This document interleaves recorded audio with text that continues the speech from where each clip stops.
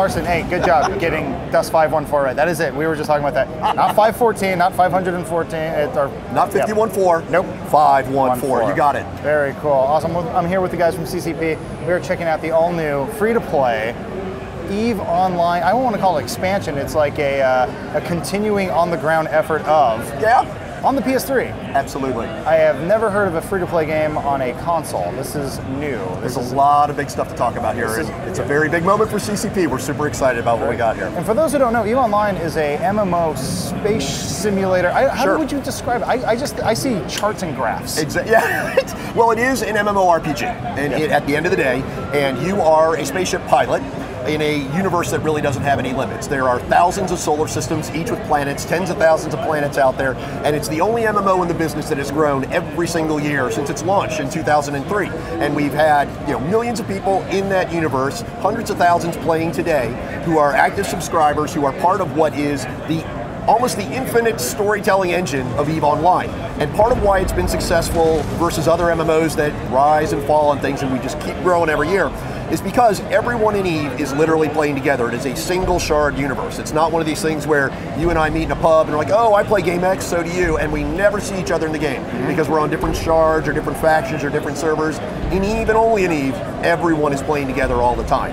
And so everything you do in that universe has a ripple effect on everybody else. Every battle you fight, every alliance you make or break, every economic transaction. And now, with that universe, kind of, I expect a lot of your viewers and a lot of gamers have heard these crazy stories about what happens in EVE, the assassinations and the heists and the backstabbing and the wars of tens of thousands of players. But EVE Online may not be their kind of game, right? It's a flying in space thing, it's on the PC. And we thought to ourselves at CCP, we know we've got something exciting to gamers there who read these stories and love them, but EVE's not their game. How about we make another kind of game that connects into that universe, that literally is part of that universe at the same time as people playing in EVE, and they too can become part of these stories. And how would you make a broad-reaching title for millions of gamers? You'd make a first-person shooter for the console, and then you'd make it free to play. And that's why we did Dust 514 in a nutshell. And this is where the crazy thing, this is the crazy line that goes through this whole thing, the through line. What's happening up there in space affects what's going on down there and vice versa. Absolutely. Now that's insane. So let's walk through that a bit, right? So EVE is a game where you are in space, you're flying your spaceships, you're allied with corporations, tens of thousands of people, and it is this epic space drama that just kept going and going and going. And in EVE, you've always been able to see the planets, but you've never been able to put your boots on the ground. And that's what Dust 514 adds to the picture.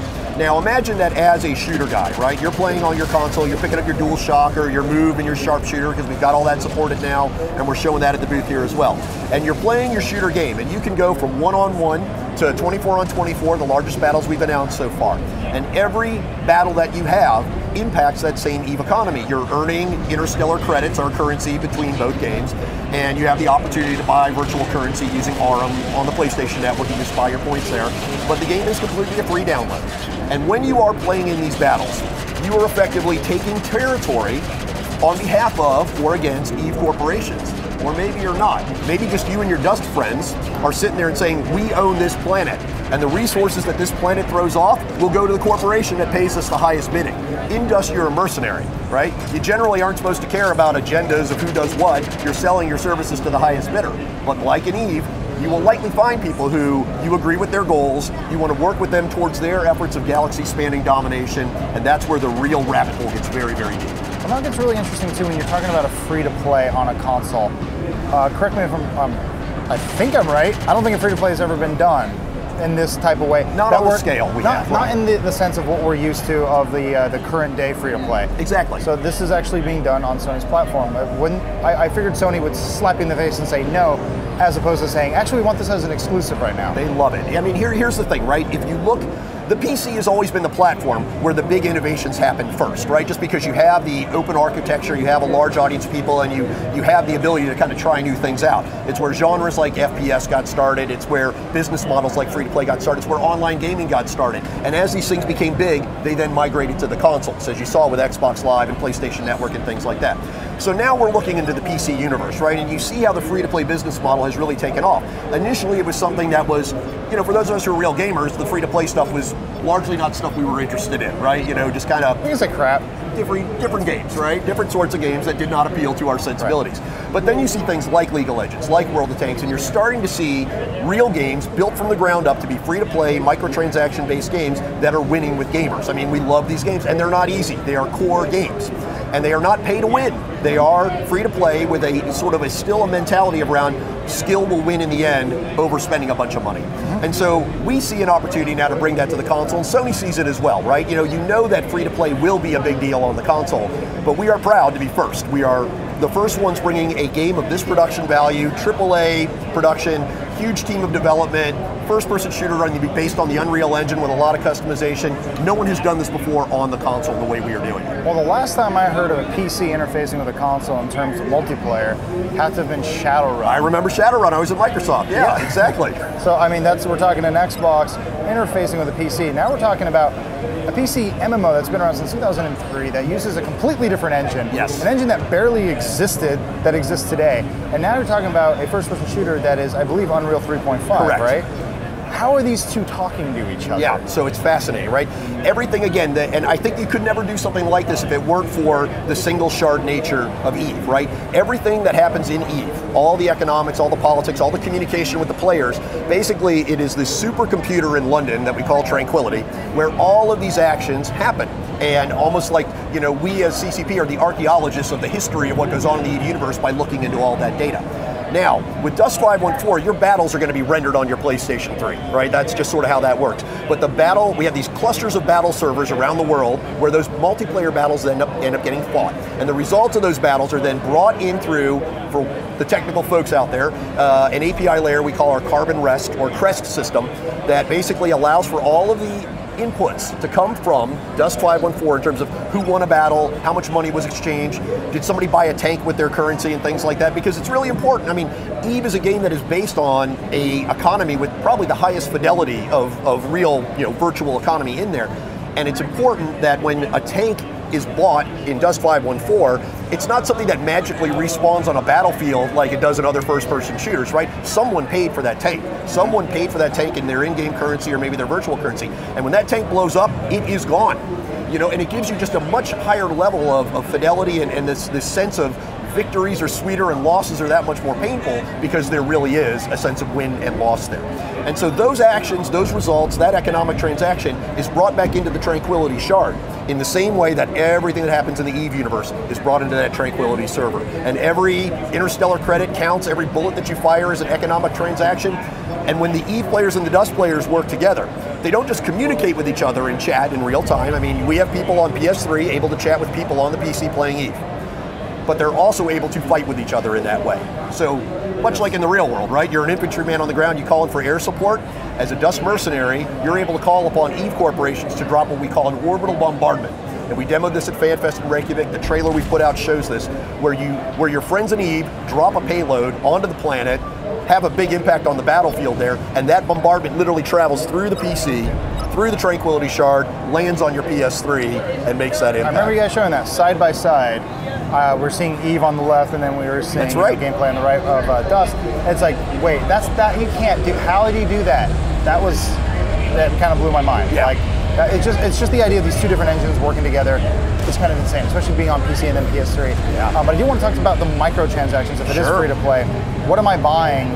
So I get the game for free. I'm a PS3 user. Go on PSN or SEN, whatever you want to call it at this point. I go on there.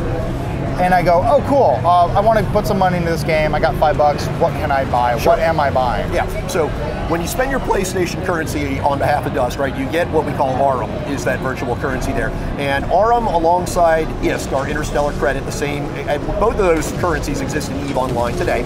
And the way you use them, if you just play Dust, and let's say you decide I am never going to pay a nickel for anything in Dust 514, you can absolutely play the entire game. There's no paywall, as some free-to-play games have, where, oh, if you want to go into this dungeon, you have to pay something. Or if you want this map, you have to pay something. We don't have any of that at all. What you do buy, whether you earn it through interstellar currency, the ISK, or you buy the ARM, is as you go through the game, you unlock skill points with every battle you fight. You also earn currency. Those skill points then enable you to use better weapons, better armor, better vehicles. As you train the ability to use those things, you unlock certain instances of them in the game. But let's say, for example, you've leveled yourself up to a particular rifle skill. And you've got a rifle, but you want to try a slightly different one, right? Or you want to try one that throws grenades, or you want to try one that's good for taking out vehicles and things like that. These are side grades as we think about them, right? You know, in a first-person shooter, you're a very skill-based genre. And the social contract you have to keep with your gamer is that this is not a pay-to-win game. So we do not let you, you can't show up with an unlimited amount of cash and buy your way to the top of a leaderboard. As you earn the right to own a weapon of certain quality, you can then use the currency, virtual or real, to then unlock more and different weapons that tune to your play style.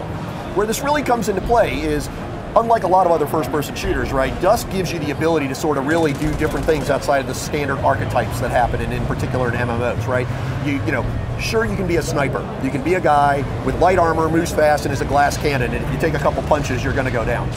But if you want to be a sniper that's wearing heavier armor, and maybe you're not running very much, but you're going to be able to take a few hits, you can absolutely do that in Dusk 514. And you'll use your currency, virtual and real, to unlock these side grades for different armor without giving you an unfair advantage in the game. Interesting. So I mean, I would think it's more like, I guess more like Team Fortress than it would be like Blacklight or something like that. Sure. Or maybe kind of a hybrid of the two. Because I guess part of the reason too, it's like I'm having kind of a hard time just imagining it because I haven't played it yet. So it's like, what does the side grade look like? What is a grenade? What is he talking about? Metal armor? Or like, I want to see it. Well, let's go ahead. We can get I'm you actually, into some of this UI. Because I've been staring at you. I want to actually look at the game. So yeah. So this is just a typical. Yeah. I mean, do you even call it a match? It is. I mean, all right. So the battlefields that we have. You know, first of all, your moment-to-moment gameplay that you're seeing here is going to look really familiar to a first-person shooter guy who's been playing Call of Duty or a Battlefield, and, you know, on the margin, it's probably a little closer to a Battlefield sort of style. Big matches, lots of vehicles, lots of different people with different weapons and armor. Again, with the difference that when you call in the tank, that's not something that just magically appeared on the battlefield. You called it in. You called it in from somebody who delivered it. There was an economic transaction that had happened before the match to pay for that tank. And so what you're seeing here is some of this moment-to-moment experience here of just going through a battlefield. Certain battlefields will have control points, right? Control points are objectives that allow you to take over a district.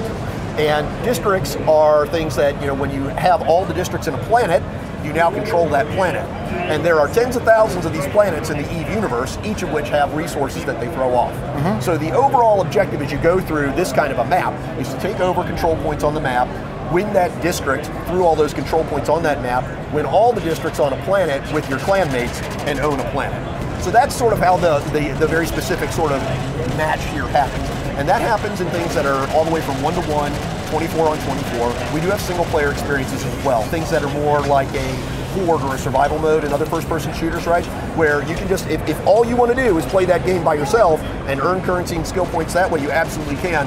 But much like with a League of Legends, right? You know, we really expect that it is the community coming together that makes the game a lot more fun. Very interesting. And when you're talking about currency and economy between the two games, say I'm an EVE Online player, yep, and I've been playing EVE for 5-6 years.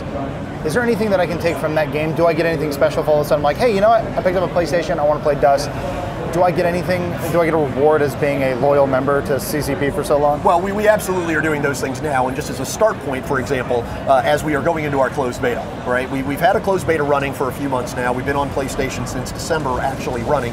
And we've had EVE Online players being some of those early beta testers and such. And for the people who visit us at FanFest in Reykjavik, largely EVE Online players and Labs players and things, who come to be part of that community event, all of they have got an all-access beta key as well. And so we continue to bring the EVE community into the game, and they continue to go out there and recruit friends to play Dusk with them, right? Where an EVE player is a special breed of person here. It's a very committed gamer, and those people, even though they may have friends that do not play EVE, they have friends who know about it.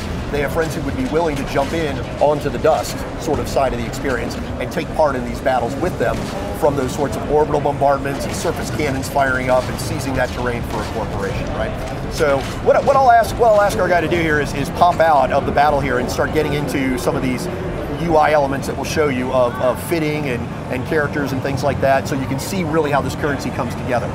Right, so much like in another MMO, right, you've got your character sheet here, and you can see things about sort of, what sort of skills I have, this being one of the fundamental ways to level up, if you will, in Dust 514. EVE players will find this fairly familiar, right? There are basically different sorts of things that you are able to learn to do with different weapons, with different drop suits or armor, with different vehicles and things like that. And as you apply skill points to those things, you get better and better at them.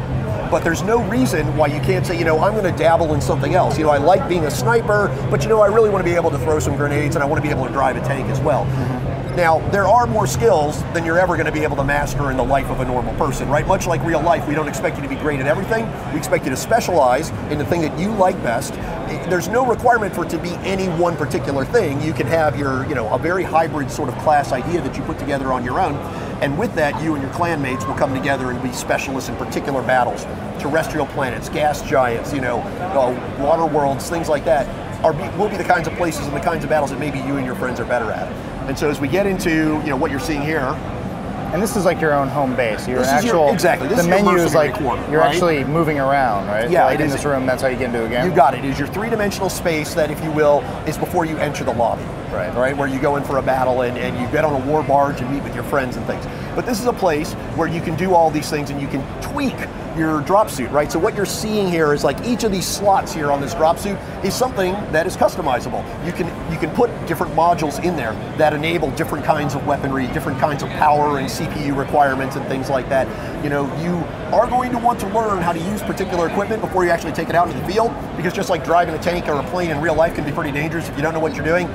The same is true in Dust 514, right? If you're driving that tank that you're not really well skilled for, you may not have such a good outcome when you're taking it out onto the battlefield. Now, being on the ground floor though, using these vehicles, using these weapons, am I able to actually affect the guys playing EVE? Totally. Totally. I'm assuming I need to get some kind of surface-to-air missile, because firing my gun at a ship that's 9 miles long is probably not going to do much. It's not usually how you make an impact. Yeah, so the way it works is much like in EVE Online, you have people who have the ability to do what we call an orbital bombardment down on the planet. Drop a payload that a Dust Mercenary is called for, or just do it because you feel like it, right? And you want to rain some chaos onto that battlefield. Drop the payload down there, make an impact on the fight. Now, the flip side of that is what we have is our surface cannons, right? Where Dust Mercenaries, by seizing certain control points around an area, are able to unlock the ability to use the surface cannon and fire back up in an EVE player. So much like everything else in the EVE universe, right? Trust and reputation are currencies as much as the ISK and the AURA are, right? And if you build a reputation as being somebody who just griefs people by dropping orbital bombardments on them, you can rest assured that Dust Mercenaries will be lining up their orbital cannons to fire back at you the next time you're in town. It's like the giant and the ants somehow found a way to fight back. I think it's a little less of a scale than that, but it is a similar thing, right? It is sort of that idea of like, much like in the real military, right? I actually was an air defender in the U.S. Army, and my job was to mobilize missiles to shoot at enemy airplanes, right? I mean, they don't have all the advantages, right? They are bigger, and there are fewer of them, and we are many down on the ground, and that's what we're going to see with Dust 514. Very cool. Well, the game looks great, and like we said, it is a free-to-play coming to the PS3. Do you guys have an expected time release window yet? We are launching in 2012. The beta is rolling now. We're going to have good, solid closed beta events happening throughout the summer. You're going to see it'll be more like an MMO beta, right? We're going to go through closed beta events. We'll have an open beta. We'll have a head start, and then we'll be live. And somewhere after that is when we will actually literally join the economies of EVE Online and Dust 514 to make sure, you want to do these things in beta and turn the dial so that a great handgun in Dust isn't more expensive than a spaceship in EVE, right? And we're watching that stuff very carefully on behalf of the community. But people can start getting into the beta now, going to our dust514.com site and registering, going into PlayStation Home. We have events with them where beta codes are being given. We announced that we've got a Vita app, Dust 514 Neocom, that will come out in concert with launch, where you'll be able to do a lot of the fittings and the social stuff that we were just showing a bit there on your Vita as well as on your PlayStation 3. It's coming out soon. Very cool. That is some very impressive tech. I am astounded. I never played EVE. I'm afraid of it because of what I've heard, but I'm fascinated to read about it, and it's kind of cool that we're going to be able to join in some way. You are not alone, Adam, right? Yeah. There are millions of people who hear these crazy stories and think, I kind of want to dip my toe into that, but Dust is your chance. It's free. You already know how to play a shooter. You already have a PlayStation 3. start telling your own stories of the EV universe that way. Will do. Thank you so much for coming by, guys. So much fun. You guys are awesome. Check out any information you can, and if you can, work your way for a beta key because you want to get in on. They're this. out there. I'm going to try. I'm going to be begging this guy after the camera goes away. I know some people who know some people. Oh, awesome. Very cool.